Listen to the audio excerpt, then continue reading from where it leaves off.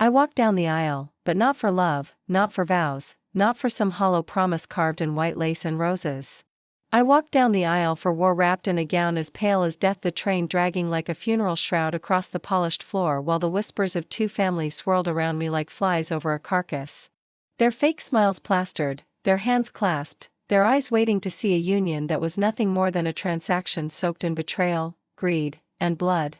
They thought today was about binding me to the man at the altar, but today was about fire, and as the organ sang its hollow notes and the candles flickered like nervous witnesses, I could feel the gasoline already soaking beneath their shoes, invisible, patient, ready to answer to the flame I carried hidden inside my chest.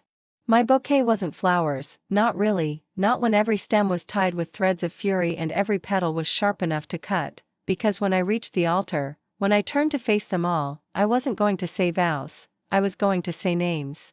The groom smiled, that polished predator grin he'd rehearsed in every mirror since the day he destroyed my family, since the night he and his brothers left my sister in the dirt like garbage, and he thought I'd never know, thought money would bury the truth, thought my silence could be bought with gifts and diamonds and promises whispered between sheets.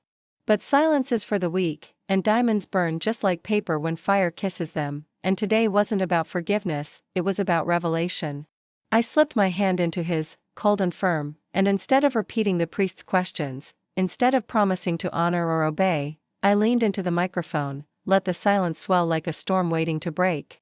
And I spoke the first name, his brother Bess, and I told the whole church what he did in the back seat of that car, how my sister begged, how her screams were smothered by laughter, how his hands pressed down like chains until her breath vanished. The room shifted, unease trickling across polished pews, whispers starting to ripple like cracks across glass, and I smiled, a bride in white but with teeth sharp as knives. I called another name, his cousin, and another, his father, each one punctured by the crimes they tried to bury under golden power, each confession a nail driven into their perfect coffin of reputation. And the guests shifted, gasps and cries rising as truth soaked into the air heavier than smoke. Some tried to stand, but the doors were locked, bolted from the outside by hands I'd already paid, guards who owed me their silence and their strength, and when they rattled at the wood, when they realized the windows were barred, they began to understand that this wasn't a wedding at all, this was a trial, and I was judge, jury, and executioner wrapped in silk and fire. The groom's smile faltered, cracks spreading across his mask as I reached under the altar and pulled out the canister, holding it high like a chalice of gasoline, and the smell hit them, sour and sharp, crawling into their throats until they gagged on the realization that the scent wasn't tea from candles or flowers, it was fuel, soaked into the rugs, dripped into the pews, painted across the walls like an invisible scripture written for flame.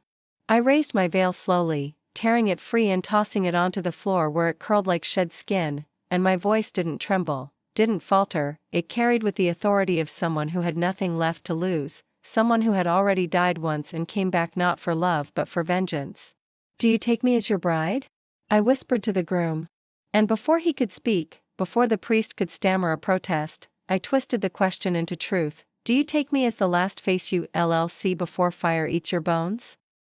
Gasps turned into screams, the music collapsed into silence, and I dropped the bouquet, not of roses, but of matchsticks bound together, red-tipped and trembling for release. The first match hissed as it struck, the flame so small, so fragile, yet carrying the promise of an inferno, and I let it hover just above the hem of my dress, daring them to believe I would burn myself along with them, daring them to realize that mercy had no place in this cathedral. But I didn't lower it to my gown, no, I touched it to the carpet, to the trail I had laid hours before. And the fire spread like a living thing, crawling, racing, leaping from pew to pew, catching robes and hems, curling up the walls until the first screams weren't of shock but of pain. And through it all I stood still, a bride unmoving, veil gone, eyes locked on the groom as he stumbled back, his mask of control shattering completely. Because in that moment he knew, he wasn't just losing his life, he was losing the power he built on silence, on money, on blood, and I had come to rip it away flame by flame. The crowd surged, panicked bodies pressing against locked doors, fists pounding, throats tearing with shrieks as smoke swirled, black and heavy. But I just lifted the microphone again, letting my voice cut through the chaos like a knife through flesh. "You thought you could bury her, you thought you could bury me, but today, you all burn with the truth you tried to smother. The fire spread behind me, my shadow stretching taller, longer, devouring the cross above the altar until it looked less like a holy symbol and more like a weapon glowing in the blaze. And when I looked at him, when I saw him finally tremble, finally stripped of the arrogance that once cloaked him like armor, I smiled wider than I ever had in life. Because this wasn't my wedding day, it was his execution, and the vows I made were carved not in love but in fire and blood. The priest tried to run first, stumbling from the altar with his robes catching sparks like kindling, his holy book tumbling to the ground where fire licked its edges and turned scripture into ash. His prayers turned into coughing as the smoke clawed into his lungs, his voice breaking into wheezes, and I watched him fall against the rail, hands outstretched as though faith could smother flame. But faith has no power here, not in a house built on lies and silence, not in a church that agreed to bless this union between predator and prey, murderer and corpse. His eyes rolled white as the blaze swallowed his words, and I thought of every sermon he'd given about forgiveness, about turning the other cheek. And I wondered if he felt shame now, if in his last moments he realized mercy was nothing more than a weapon used to keep victims quiet. The guests shrieked as fire leapt from pew to pew, their expensive dresses and suits no shield against the inferno rising around them. Some tried to climb the barred windows, their hands shredding on splintered wood and twisted iron, skin peeling as they fought to escape. But I had sealed every path, every exit, every possible thread of hope, because this wasn't a place of escape, this was a place of ending. The groom's mother clawed at her pearls, screaming her son's name, stumbling through the smoke toward me with rage twisting her face, spitting accusations that I was insane, ungrateful, monstrous. And maybe I was, maybe I had become something no longer human, but as her hands reached for me, trembling with desperation, I pressed the mic close and hissed her name, describing the deal she signed, the documents she forged to erase the night my sister died, the papers she fed to the fire of corruption while my family bled. Her eyes widened, her mouth froze, and then the flames caught her gown silk, turning to molten fire that climbed her body faster than she could scream, and her accusations turned into howls of agony that filled the cathedral like a hymn rewritten in pain. The groom tried to step forward, to play savior, but his hands shook, his breath rattled, his power gone now that walls closed in with fire and smoke. He looked at me not as a bride but as a specter, something risen from the grave, and maybe I was, because I had died the night they buried my sister, the night they laughed at her absence and planned this wedding like nothing had been stolen. I wanted to savor his fear, to stretch each heartbeat into eternity, so I didn't rush. Didn't throw the match at him immediately. No, I listed each of his crimes, each betrayal, each secret hidden beneath his smooth smile, the way he used love like a blade, the way he seduced me not for affection but for control, planning to use me as another pawn in his empire of lies. The crowd heard it all, their gasps mixing with the roar of fire, their panic clawing against truth too sharp to ignore. And when his mask finally cracked, when tears slipped through his perfect facade, I knew he was finally naked, finally stripped down to nothing but the coward beneath. Smoke thickened, choking lungs, clawing into every scream until voices broke and shrank into coughs and sobs. Children clutched their mothers, men shielded wives, but none of them were innocent, not truly, because every one of them sat in silence when my sister vanished, every one of them turned their eyes away when blood stained the road. Every one of them attended this wedding knowing the truth buried beneath the vows. Silence is complicity, and complicity burns just the same. I turned in slow circles, veil gone, hair tangled and clinging with sweat, dress dragging like a funeral gown already blackening at the hem, and I declared it all, each sin, each crime, each betrayal. Some begged, some dropped to their knees and prayed, but I spoke over them, my voice carried by microphone and fire alike, drowning out the sound of their pleas with the truth they couldn't escape.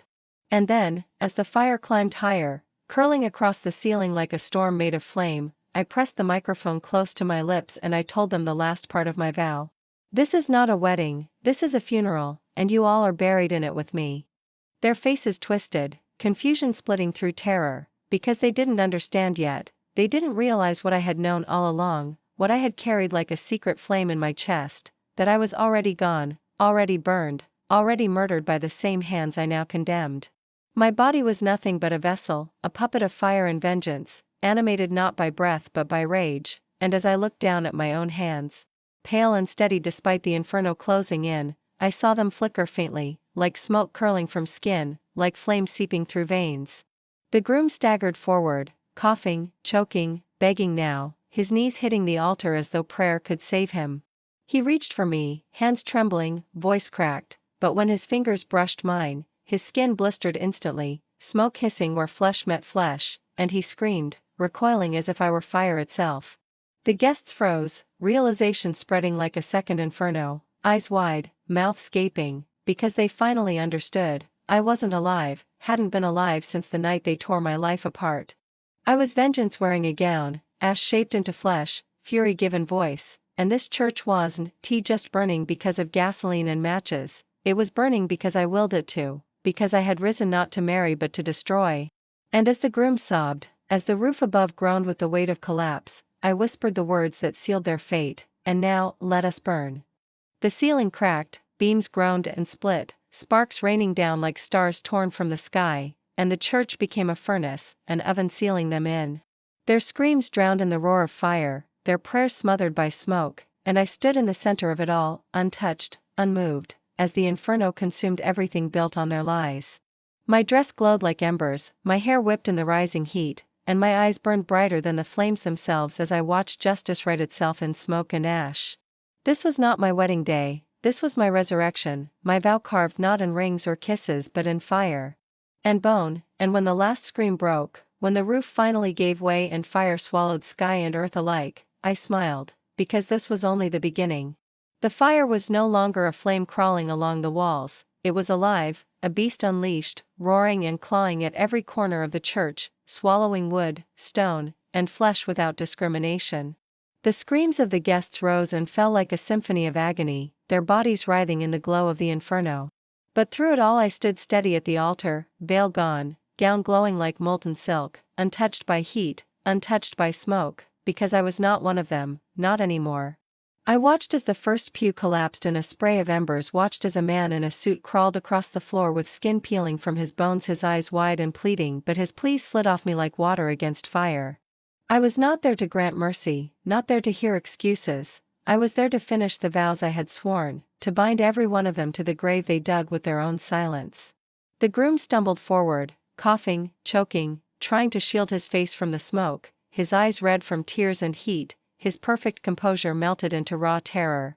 He called my name, over and over, like invoking me could summon the woman he once knew, the bride he thought he'd broken into obedience, but every syllable cracked against me and fell into ash. I turned my head slowly, watching him drop to his knees again, his hands reaching out, blistered and trembling. But when his skin came close to mine, the fire hissed louder, spitting and crackling, as if even the flames themselves rejected him. He screamed when his fingertips grazed my gown, flesh searing, bones groaning, and I leaned down, close enough for him to see the emptiness in my eyes, close enough to let my words strike like knives. You thought you buried me, but the dead don't forgive. His sobs broke into coughing, his chest heaving as smoke consumed him, and I pulled back, letting him collapse at my feet like the sinner he was, a groom bound not in love but in flame. Around us, the congregation fought in vain. Women clawed at the bolted doors, their fingernails snapping and bleeding against iron that would never bend. Men tried to use benches to smash the windows, but every swing only shattered into splinters, the glass unbroken, laughing at their desperation. The children wailed, huddled under coats that ignited faster than their parents could shield them, and all their prayers, whispered to a God who turned his face away, fell silent beneath the roar of fire. I moved through them slowly, step by step, my gown dragging across the charred floor without catching my shadow, long and monstrous in the glow, and as I walked I spoke their names, every guest, every conspirator, every witness who had stayed quiet when the truth begged to be spoken. Their heads turned as each name fell from my lips, their faces frozen in terror, because in that moment they understood. I had come not only for the groom, not only for his bloodline, but for every accomplice, every coward who let their silence bury my sister's cries. The fire seemed to answer my words, flaring higher with every name, reaching hungrily for each body as though the flames themselves were listening, obeying, serving my will. A woman screamed when her hair caught, thrashing and clawing at her scalp, but the blaze swallowed her whole before anyone could reach her. Another man fell to his knees, coughing blood, begging forgiveness, but when I turned my gaze to him, his chest ignited from the inside out, his ribs glowing red through splitting flesh as though the fire had chosen to hollow him from within. The church was no longer a place of worship, it was my altar, my cathedral of vengeance, every flame a choir singing my fury, every ember a psalm written in pain.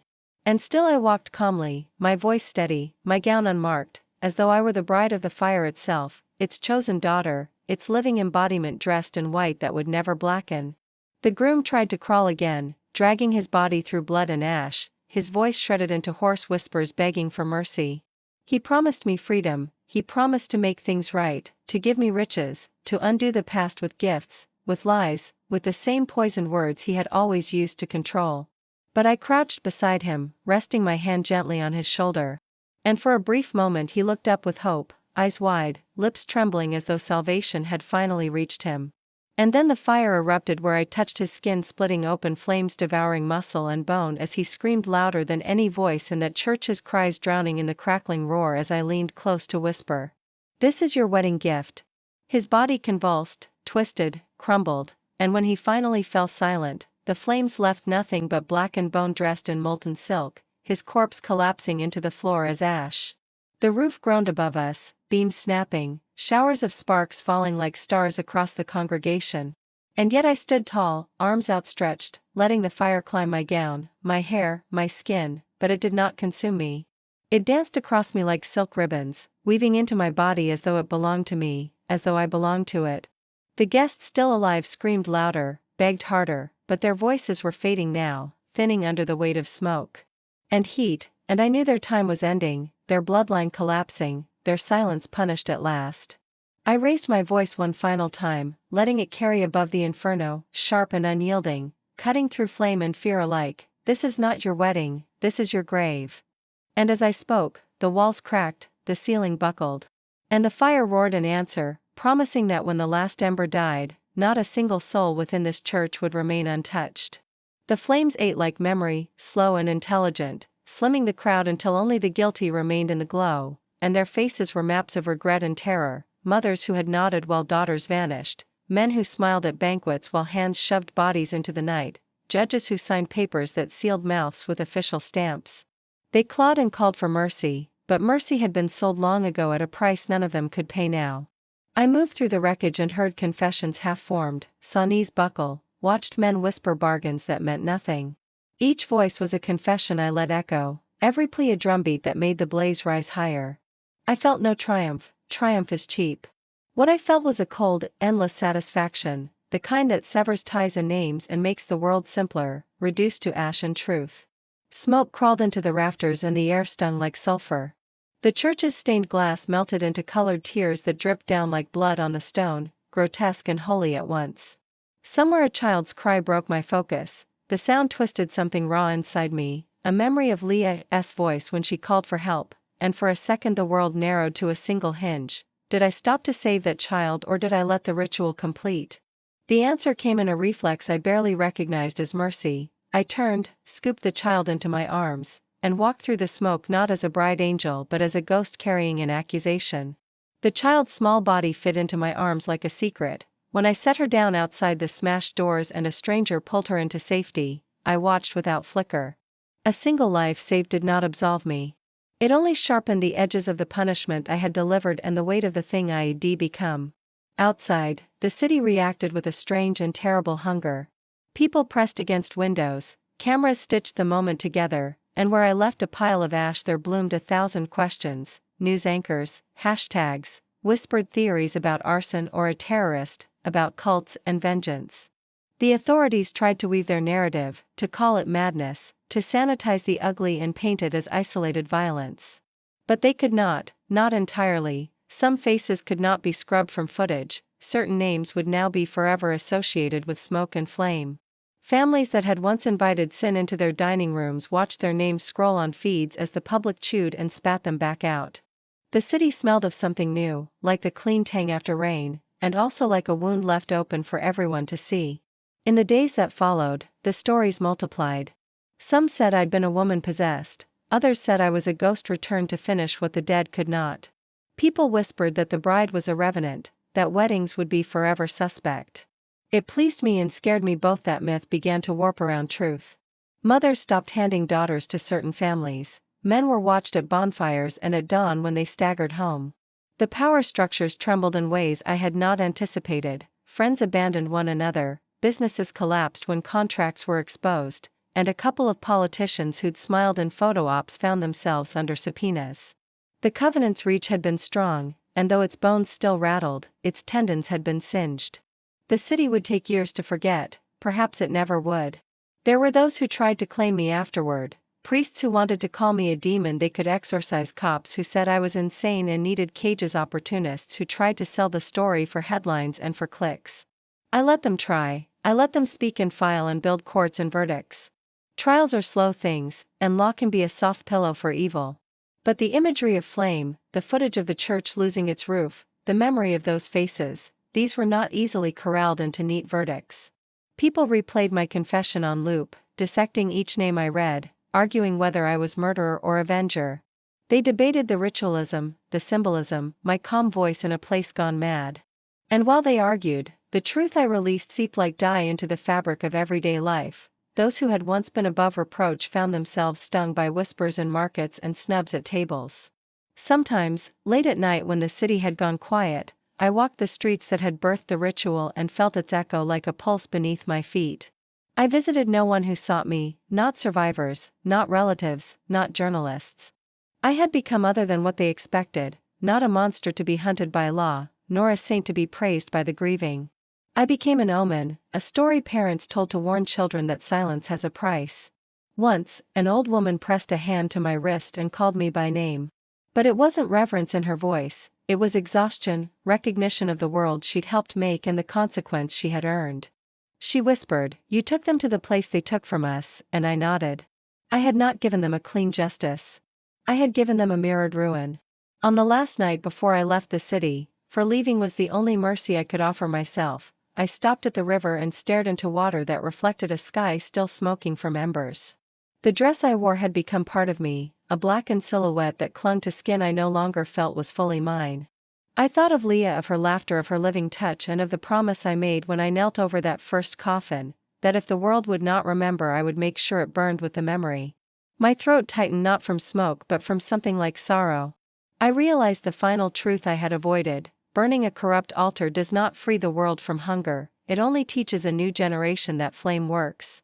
In that realization, a terror colder than fire took root. What if I had become the very lesson that birthed another monster? As dawn fractured the horizon, I walked away from the city that had once feasted on its own.